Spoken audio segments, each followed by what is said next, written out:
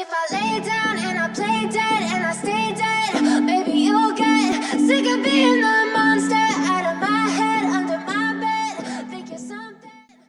Assalamualaikum warahmatullahi wabarakatuh. Halo, jumpa lagi di channel Tim Story Dunia. Apa kabar semua? Semoga semuanya selalu dalam keadaan sehat dan bahagia. Amin. Baiklah, seperti biasa kami kembali hadir untuk membahas mengenai kisah menarik dari tokoh-tokoh terkemuka. Dan kali ini kami akan mengangkat cerita yang berbeda. Bukan tentang putri ataupun pangeran, namun kali ini kami akan mengangkat kisah tentang istana-istana megah dari Kekaisaran Rusia. Istana yang selamat dari revolusi Rusia yang hingga kini masih berdiri tegak dengan keanggunannya. Penasaran dengan istana-istana tersebut? Baiklah, sebelum kita melangkah untuk mulai membahas dari kemegahan dan keunikan dari tiap-tiap arsitektur istana tersebut, bagi penikmat baru dari channel kami untuk sudi menekan tombol like, subscribe, dan aktifkan lonceng notifikasi agar selalu mendapatkan info jika kami memiliki video baru lainnya. Dan untuk kalian yang tidak sempat melihat video kami yang lalu, di mana kami membahas Putri Milika dan Anastasia dari Montenegro yang dipercaya sebagai salah satu pencetus berakhirnya Kekaisaran Rusia, dapat dilihat dari video kami sebelumnya ya.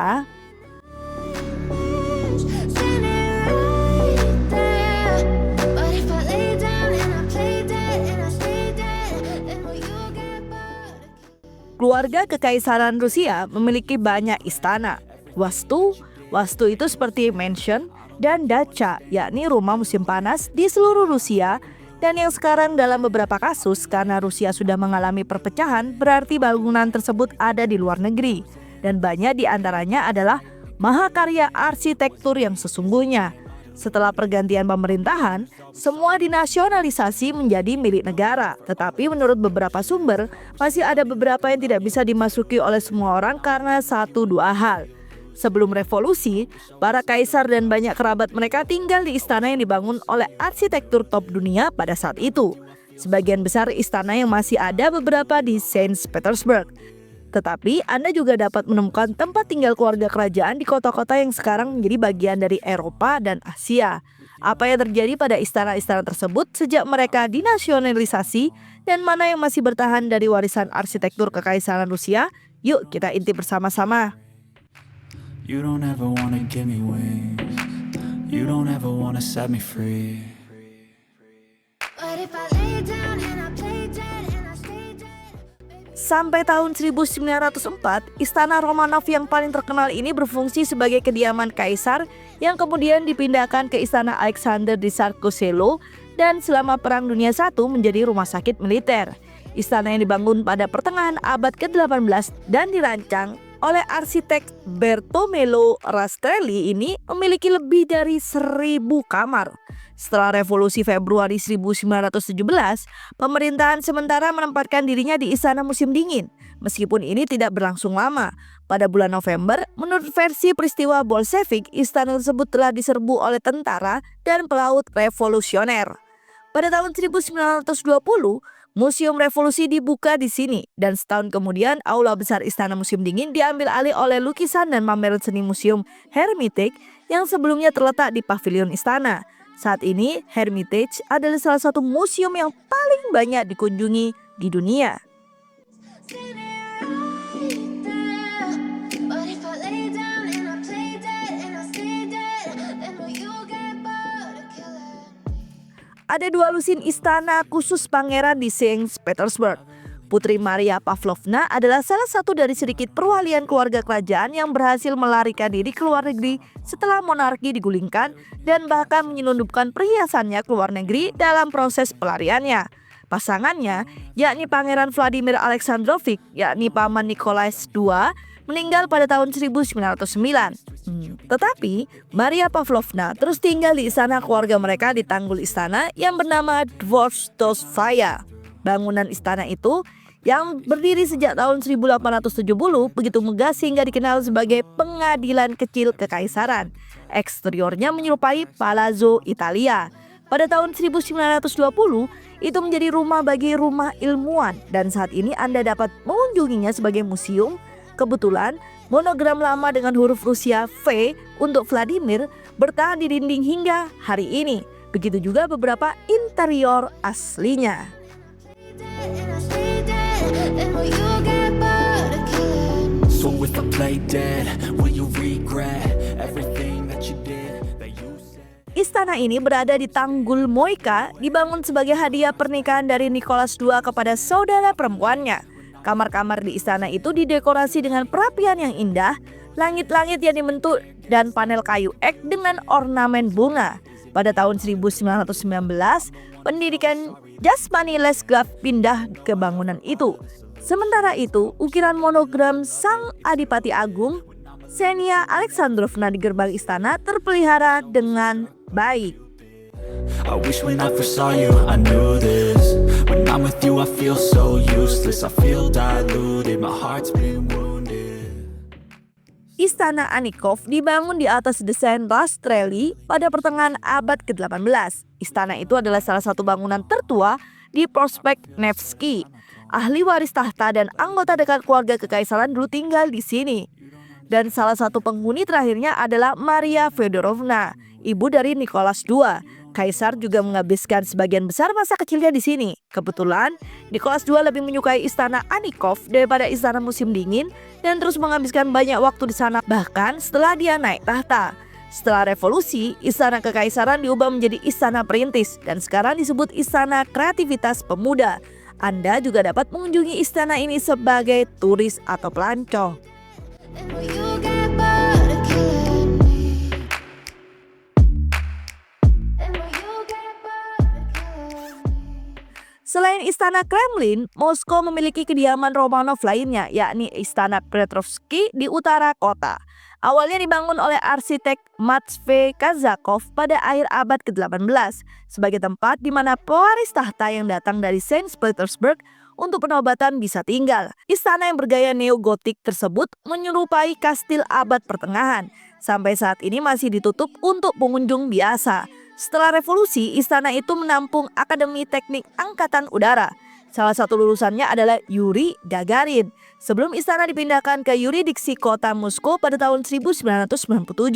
Baru kemudian dipulihkan dan dibuka untuk pengunjung. Sekarang, semua orang tidak hanya dapat melihat interior yang menakjubkan di dalam gedung, tetapi juga bermalam atau berjalan-jalan di taman bersejarah. With you, I don't ever feel calm. I can feel the sweat inside my palms. Play with me like cats and a string. You don't understand. Istana lain yang dirancang untuk berfungsi sebagai pondok perjalanan kekaisaran terletak di Tver. Itu juga didirikan pada pertengahan abad ke-18 dan dirancang sebagai tempat di mana tokoh-tokoh kerajaan dapat singgah dan beristirahat. Pada saat yang sama, seorang pangeran keturunan kekaisaran tinggal di sini secara permanen. Istana tersebut adalah pusat masyarakat kelas atas Tver.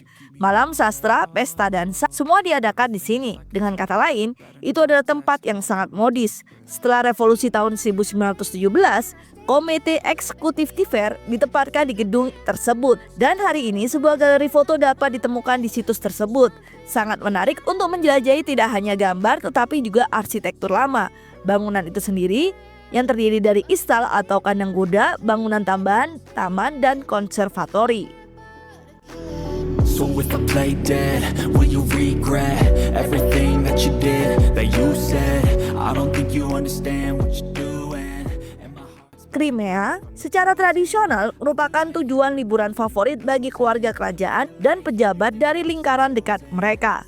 Dan sejumlah rumah besar arsitektur terkenal telah bertahan di sini. Istana Masandra tidak jauh dari Yalta, dibangun pada akhir abad ke-19 dan menyerupai Istana Ksatria. Bangunan istana tersebut dihiasi dengan menara berpuncak, balkon yang menampilkan kolom berukir, dan sphinx dengan kepala wanita. Pada saat yang sama tidak ada ruang kenegaraan formal. Setelah revolusi dan hingga tahun 1941, sanatorium tuberkulosis terletak di sini. Selanjutnya menjadi dacha pemerintah bagi para pemimpin Soviet. Pada tahun 1992, istana menjadi museum, yang mana kunjungannya biasanya digabungkan dengan mencicipi anggur lokal. Hanya bingkai jendela dan lantai yang tersisa dari perlengkapan aslinya. You don't ever wanna give me wings. You don't ever wanna set me free. But if I lay down and I play dead and I stay. Istana terakhir keluarga Romanov dibangun untuk Nicholas I di Livadia pada tahun 1911. Meskipun tercatat bahwa ia hanya berhasil mengunjungi istana itu 4 kali, secara alami Livadia tidak bisa bersaing dengan istana musim dingin. Hanya ada 116 kamar dan hanya beberapa ruangan tambahan. Pada saat yang sama, bangunan itu sangat modern dan memiliki pemanas sentral, telepon, dan bahkan lift. Skema pencahayaannya juga menarik, misalnya langit-langit ruang makan formal tidak memiliki lampu gantung. Sebaliknya, sang arsitektur menyembunyikan lebih dari 300 lampu di sekeliling ruangan. Rondel atau tanda pengenal AU suatu negara dengan inisial Romanov masih bertahan, bersama dengan pintu masuk dan piano putih besar asal Jerman tempat Putri Nicholas II biasa bermain. Sebuah rute wisata disebut Jalur Sar melewati pekarangan perkebunan sepanjang sekitar 6 km dengan pemandangan laut hitam dan Yalta yang indah. Istana Livadia menjadi tuan rumah konferensi Yalta pada pemimpin sekutu pada Februari 1945. Kini menjadi sebuah museum. Silhouettes of you are like a taunt. Never really know just what you want. With you I don't ever feel. Melihat istana ini, Anda hampir mulai percaya bahwa Anda berada di suatu tempat di Afrika Utara. Istana Dulber adalah kediaman cucu Nicholas I, Pangeran Peter Nikolaevich. Istana dibangun pada akhir abad ke-19 oleh arsitek Nikolai Krasnov yang juga merancang Istana Livadia. Dengan perencanaan pembangunan dibuat oleh sang pangeran sendiri. Ia telah banyak bepergian ke Timur Tengah, di mana istana berarsitektur Moor tersebut dihiasi dengan kubah berwarna perak, dan menurut rumor terdapat kutipan dari Al-Quran. Cucu Nicholas I lainnya datang untuk tinggal di Dulber setelah revolusi 1917, termasuk Pangeran Alexander Mikhailovich dan Nicholas Nikolaevich, serta janda permaisuri Maria Fedorovna yang merupakan dari ibu dari Nicholas II. Pada tahun 1919, mereka meninggalkan Crimea dengan kapal penjelajah Inggris HMS Marlborough dan dengan demikian melarikan diri dari bahaya. Segera setelah itu, Istana Dulber berganti nama menjadi Sanatorium Spanduk Merah, tempat para pemimpin partai datang untuk beristirahat dan bersantai. Hari ini, sanatorium tersebut untuk semua orang. I feel like when I'm with you I'm losing. I feel like you think that this amusing. Sitting there gaslighting and confusing. Pangeran Nicholas Konstantinovich, adik dari Kaisar Alexander III, dikirim ke Turkestan saat era akhir kekaisaran pada akhir abad ke-19 karena skandal keluarga. Di Tashkent, sekarang ibu kota Uzbekistan, ia diizinkan membangun istana. Wastu tersebut, atau dalam artian saat ini mansion, luar biasa yang dibangun dari batu bata panggang dengan gaya timur tersebut telah mempertahankan banyak fitur asli, dari tangga spiral besi hingga pohon kastanye dan pohon ek di taman. Pangeran meninggal karena infeksi paru-paru pada awal tahun 1918 dan meninggalkan istana sebagai peninggalan di kota itu. Setelah kematiannya, bangunan itu menjadi istana perintis dan museum barang antik, lalu berfungsi sebagai gedung resepsi Kementerian Luar Negeri sejak tahun 1992. Tetapi tur rumah juga tersedia.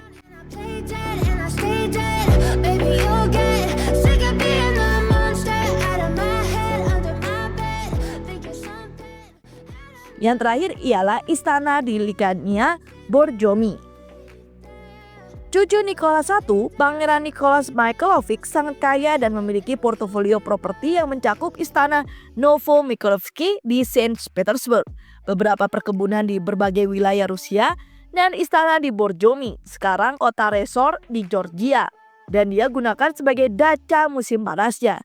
Istana itu berdiri sejak akhir abad ke-19 dan ditata dengan arsitektur Moor. Sebuah taman besar terletak di halaman istana dan ada mata air mineral. Setelah bangunan itu dinasionalisasi, istana di Likani menjadi daca pemerintah bagi para pemimpin Soviet dan kemudian Georgia. Hari ini, istana di Likani sudah menjadi museum. Bahkan, sebelum dimulainya Perang Dunia I, sang pangeran telah meramalkan keruntuhan monarki di Rusia. Dia meninggal di benteng Petrus dan Paulus pada tahun 1919 bersama saudara laki-lakinya dan sepupunya.